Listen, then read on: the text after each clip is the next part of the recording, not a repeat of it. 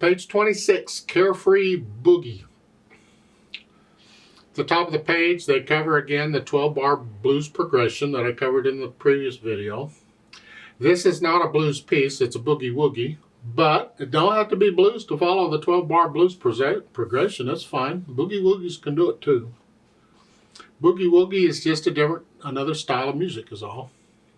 Let's look this over because we got interesting things going on here. Treble and bass clef, 4/4 time. It covers pages 26 and 27. There's no repeat signs or nothing. You're going to go straight through it. And we got all kinds of accidentals going on. And you're going to find that a lot in blues and jazz and boogie-woogies and things. They can have a lot of accidentals. Check this out one hand at a time because we're moving around some here. Right hand at the beginning, you're here. And it's 1 and 2 and. See the second finger's on the D, so I'm going to use it on the D sharp. 1 and 2 and 3. And then a measure of rest, and then the measure 4, 1 and. So here the second finger's doing both. 1 and. And the measure 5, you come up, so you're ready for measure 6. 1 and. So you got a G sharp and a B flat both. Isn't that fun? Then you come back down for measure 8. It's 1 and. Measure 9, you come back up here. 1 and. Hit second finger and then come down, 1 and. Then come down again, 1 and. 1. Same notes we've had before, but now they're just quarter notes. You move it around some, you get that. Let's go down to measure 21. You're here, 1 and 2. Come down 1, then go back down to here. 1. Measure 25, you got to come all the way up to here. 1 and. It's the same notes an octave higher. And then for measure 27, the notes are here, but it has an 8 VA in that dotted line. Well, the 8 VA means go an octave higher, and the dotted line tells you how long you have to stay there. So instead of here, we're going up here. And we're staying there, reach down. And then the dotted line went away in time for the left or the right hand to be done. Isn't that nice? Left hand's got the chords. The 1 chord, measure 5, you get the 4 chord, 1 chord. You're just following the blues progression. Let's go to measure 13. Now on measure 12, you're here, and during the rest, you need to come down here. So you're at measure 13, you're 1, 2, 3, 4, 1, 2, 3, 4, 1, 2, 3. 1, 2, 3. Now measure 18. It's a B natural. They don't need the natural sign. It's a natural anyway. They're just being nice. Because you had a B flat before and they're telling you make sure you play a natural here. It's not necessary. It's a B natural. Now a little finger, move up. For measure 20, it's up. And then come back down. So you're moving the left hand around a bit, even the last 2 measures, because you're here, G, come down, G and C. That last note's a C. Memorize. I assume you know the names of all these notes in the music. If you don't, you need to drill yourself. Learn them as quickly as you can. Put the hands together. It was 1 and 2 and 3 and 4 and 1 and 2 and 3 and 4 and 1 and 2 and. Get the counting. 1 and 2. So you go through and put the hands together and then go back through it. And this is where it usually takes a lot of time. When you go back through it and get rid of the hesitations, that can take quite a while. But go slow and just focus on those areas where you keep hesitating. Maybe because you're moving your hand around a little bit. Because this piece, you got to look at the keyboard to play it. Because you're moving your hand around so much. So you got to learn to look at the music and when to learn the keyboard and yet keep the beat going. It's just another skill we have to learn. So work on that and get it to where the rhythm is fine and even and smooth all the way through. Then we can think about the articulation. And I'm using wrists here, short staccatos. I'm on the keys and I'm bouncing off each time. 1, 2, 3, 4. 1. Right hand is connected except the last note. come up on it. Now be careful when you do this, because when we do that, we come up, we typically will play it louder. Because we came up, careful, don't. This has to be the same.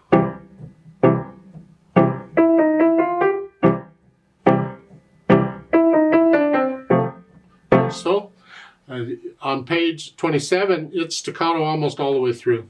Let's just start with measure 12, staccato. Say, measure 13.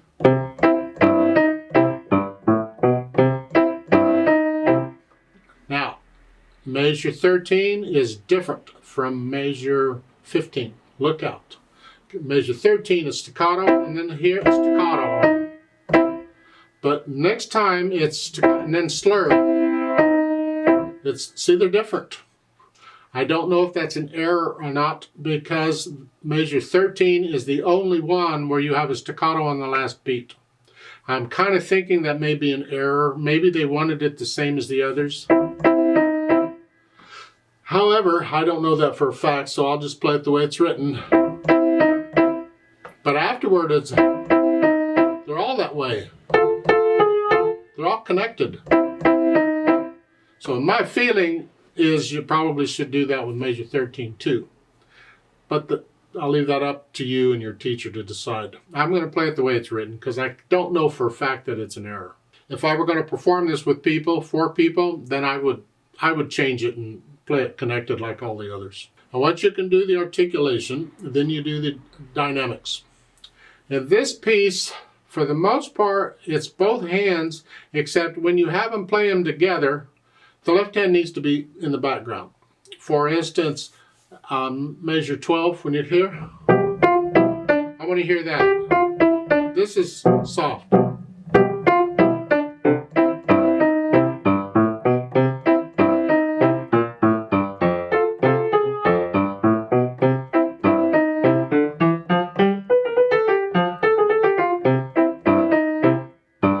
Then the last line on page 27, moderately loud, come down a little bit. Now soft. And you end it soft. Whatever you think soft is. As far as the speed goes, well, be relaxed. Don't go too fast. I like this piece faster. I typically speed it up. They want to be relaxed. The whole piece is pretty much the same speed. So find the speed you want. Where is it? Measure 13.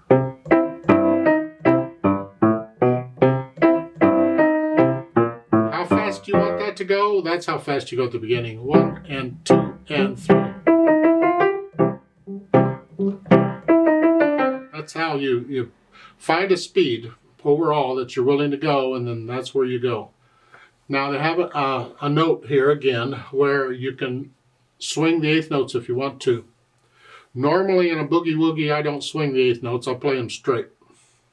If you swing them, it slows it down because you can't. Swinging means long short. It's 1 and 2, and that slows it down. To be able to swing them, you can't go too fast. So it's a 1 and 2 and 3 and 4 and 1 and 2 and 2 and 3 and 4 and 1 and 2 and 3.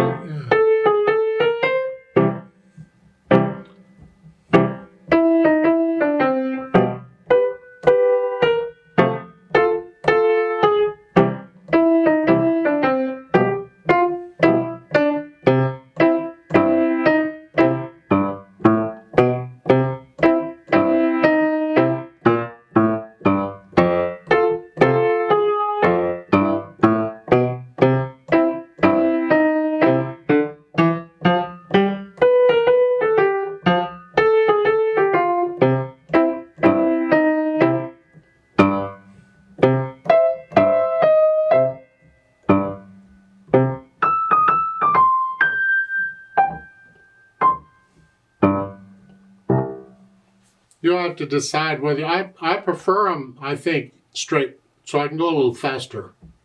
So because I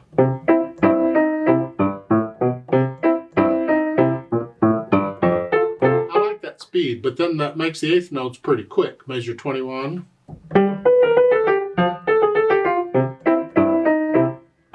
But that's how I like to play it. You can play it a little slower, and it's called interpreting the music. We're playing the same notes, it's the same arrangement, but we're playing it differently because we interpret it differently. I think that's wonderful. It'd be boring if everybody played everything the same. Now they have a little note there in the middle of page 26 about the progression and using a 5/7 chord in there.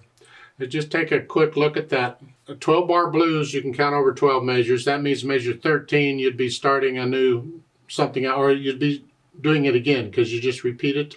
And what they're saying is that at the end of the 12-bar blues, the first time, instead of 2 measures of 1 chord, they did 1 measure of 1 chord and 1 measure of 5/7 chord to lead into the 1 chord coming up. So it's a measure, 11, you're here, 1 chord, and 5/7, because it leads into this, the 1 chord, to do the 12-bar blues pattern again. That's fine. It's not necessary. They could have just kept it with 2 1 chords.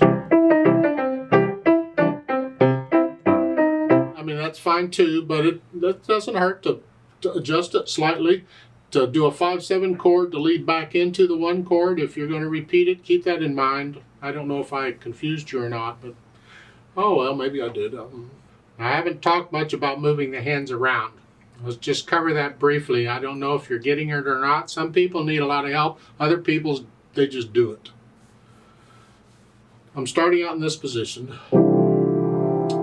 Measure 5, when I go to the 4 chord, the right hand has to come up into this position.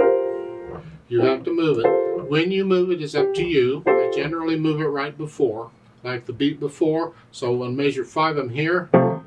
And then as I play that chord, I'm up here, right? I see it coming. Any time in there, it's up to me. Doesn't matter. You don't need a lot of time. You don't have to go slow. Just move it up. Not real fast or jerky or nothing. So you're here. 3, 4, and then somewhere in there I'll move it up. And then when I'm doing this, somewhere in there I'll move it back down. Somewhere in there. It's up to me. And I'm doing that throughout. When either hand has to move or nothing, it's usually right before I need it. But again, you practice the hand move if you need to, because the beat, you can't mess up the beat because you're moving your hands around. That's where you have to look down at the keyboard to see where I'm looking. I see the right hand moving here. Measure 4 is here, and I see the measure 5, the left hand is here, and then I see in measure 6 the right hand needs to be up here. It's got to move. So I'm thinking ahead. You'll learn to think ahead when you read music. You're actually looking ahead of where you're at. You're seeing what's coming because you need time to prepare for it if you have to move around. So I'm in measure 5, I'm looking at measure 6. I see I got to move the right hand up. I'm getting it up there. I'm ready. And then in measure 7, when I'm playing that, I see measure 8. The right hand's got to move again. So as I'm playing measure 7, I'm getting the right hand down. And it just works that way with both hands all the way through. It's a little rough at first, but it'll come. In time, it'll come. And you'll learn to, I'll look down long enough to move the hand, and then I'm looking at the music again. So I'm only looking down as long as I need to make sure I'm where I need to be. Otherwise, I'm looking at the music. Let's play this together slowly to double check the notes and the rhythms. Not going to do any dynamics. So I'll give us, 4 counts to come in.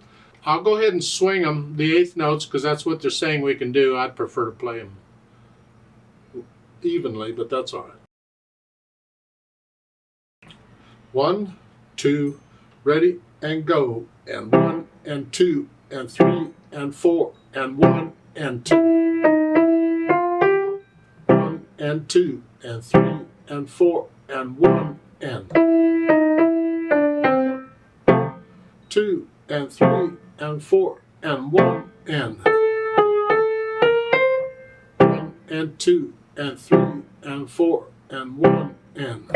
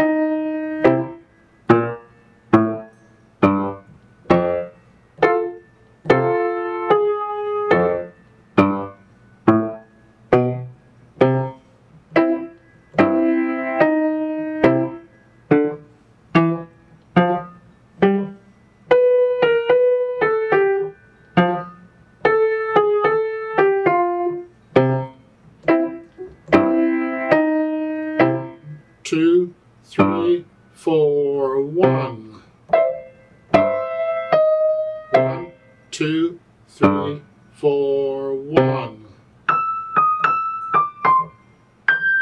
2, 3, 4, 1, 2, 3, 4,